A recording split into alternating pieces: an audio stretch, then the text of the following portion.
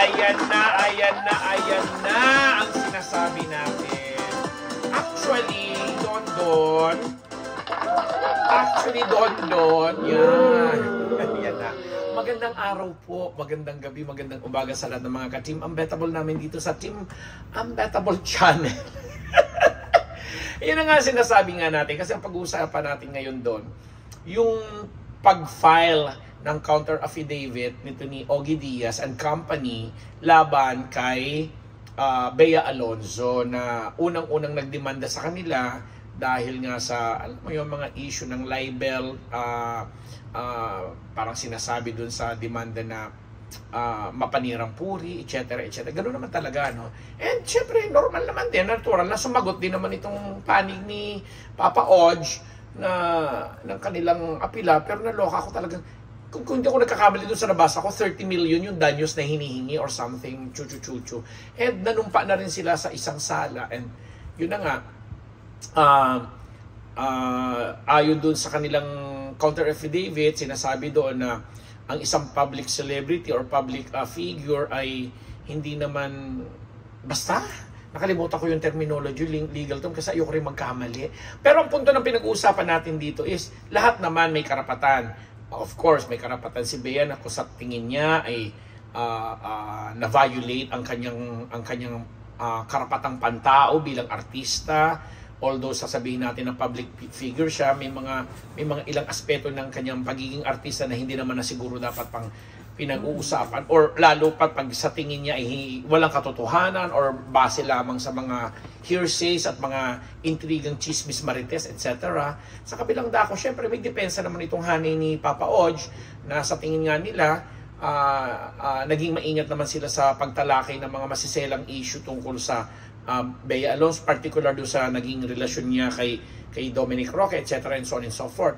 Ang punto lang natin dito sa episode na pong ito is parang nangingilag ngayon, yun, that's the right term. Parang pinangingilagan na ng mga kasamahan sa entertainment sector or media ang paglalabas ng mga kwento o balita tungkol kay Bea Alonzo, kasi nga daw, yun na nga, dahil na lang daw sa baka na naman mauwi sa ganito, may masabing magbabalat sibuyas, mauwi sa mga demandahan na naman, hindi ma-appreciate, may mga ganong punto na, alam mo, hindi pa naman pinangungunahan na, kasi si Bea hindi naman siguro yan kikilos ng kung ano lang, kung wala namang pinagbabasehan. Although, nagawa na rin niya yan, hindi lang kina Mama Odge, dahil ang alam namin po dito sa Unbettable Channel, sa balita po natin, pati ang hanay na din po o kampo ni Nanay Christy, sina Romel, sina Wendell Alvarez ay parang magpa-file na rin ang kanilang counter affidavit sa mga kasong isinampa or sa kasong isinampa sa kanila ni Bea Alonzo, or marahil din si Dominic Roque, kasi alam natin nagsampa rin si Dominic ng kaso laban sa kanila. Lahat naman may karapatan, lahat naman yan, kaya nga meron tayong mga batas, meron tayong mga proper venue na tinatawag na sila ang magsusuri, mag-aanalisa at magbibigay ng timbang sa punto ng bawat panig hinggil sa pag-practice ng ating industriya, ng pag-practice ng ating mga trabaho bilang bahagi ng industriyang ito, na either manunulat ka or vlogger ka o podcaster ka or parte ka ng isang medium, television man yan or social media, na nagbibigay ng opinyon, ng balita na tungkol sa mga artista, kagaya po namin dito sa Unbettable Channel. So, again, yun nga, sinabi natin kanina, yung tamang terminong pinangingilagan, dahil nga po parang yung mga iba, ingest man yan or nagjo-joke man na sinasabi nilang parang ay, wag na lang nating patulan niya, wag na lang nating isulat siya kasi baka kung ano pang ma-headline ng ating mga editor, or kaya ma-blown out of proportion, or kaya naman is talakayin yung mga sa tingin niya hindi makakasakit sa kanya, baka makasuhan pa. May mga ganun na kahit in joke or in jest nga, titingnan mo sa isang perspektiba na makakatulong ba ito? Nakakatulong ba ito sa karir ng isang Bea Alonzo na alam din natin isa naman sa pinakamagaganda at pinakamahuhusay nating aktres? Although yun nga, nagkakaroon siya ngayon ng reputasyon sa industriya na parang ang hirap na nakausapin, ang hirap na ma-reach. Pero ako po, ito personal ko lang po ito ha. Again, with all due respect sa mga kaibigan ko si Nanay Christy, si Ogie Diaz, ako ay walang anumang negatibong naging karanasan kay Bea sa haba-haba ng mga na nakilala siya, haba-haba ng taon na nakilala ko siya at sa maraming beses na nakakapanayam ko siya, nakakausap. Wala talaga. At saka si Bea, pag every time na may nabavlog ako sa kanya or may nasusulat ako, pag nakikita kami, laging nandoon yung salitang pasasalamat kuya, Papa Unbettable, may mga ganun siya, na syempre na-appreciate din namin. Although, syempre labas ako or ayokong panghimasukan naman yung klase ng sa tingin niya, naging, kumbaga naging sukdulan or hangganan nung ganung relasyon kina Papa Ogie Diaz, Nay Christy Fermin at mga iba pang kaibigan at kasamaan sa industriya. Though, yun na nga sinasabi ko, hindi mo rin maaalis sa kanila na yun na maging maingat, mas maingat, at umiwas or pangilagan ang isang Bea Alonzo na alam naman natin sa industriya ito na dapat nagko-coexist, balanse na may mga pinaniniwalaan kang artista, may mga tinutulungan kang artista na mayroong mga ganitong projects, etc., etc. And at the same time, kung paano ito ina-appreciate at tinatanggap or iniintindi ng subject mo, which is yun ng mga artista or mga projects nila. So, may isang kaibigan ako na umattend ng upcoming teleserye ni Bea Alonzo sa GMA7 na The Widow's War. Sorry, hindi ako na-invite doon na ng GMA7, although kapuso ako.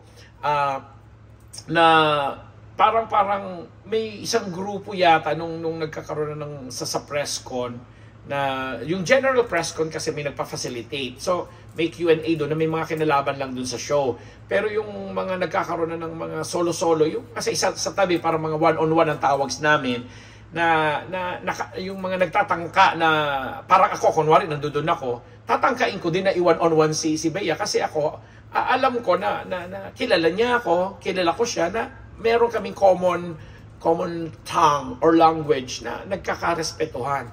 Pero itong nangyaring ito dito sabi ng aking kaibigan, parang out of, sabihin na lang natin, ayoko mag-exaggerate ng number. Kunwari sabihin na natin na 10 yung gustong lumapit sa kanya na para or one-on-one session siya.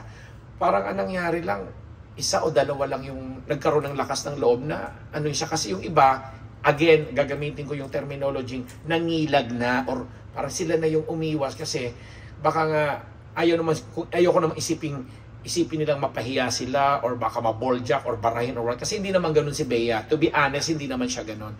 But, dahil nga sa mga nangyayaring ganito na nagpa-file ng kaso, counter affidavit, etc. Hindi mo rin maaalis doon kasi natutulog ka. Bakit ba laglag ng laglag to? Hindi mo rin maaalis sa mga kasamahan natin sa panulat or sa media na alam mo, umiwas na lang sa tingin nila, maging generic na lang yung tawa ng tawa o kasi nalaglag, tatawa na naman yung mga kaibigan natin yan. Ganun po talaga kasi nagagalaw po ito, nakatayo lang siya sa isang gatas. Sa isang lata ng gatas daw, nakakatawa ka. Habang dinidiscuss natin itong Bea Alonzo issue.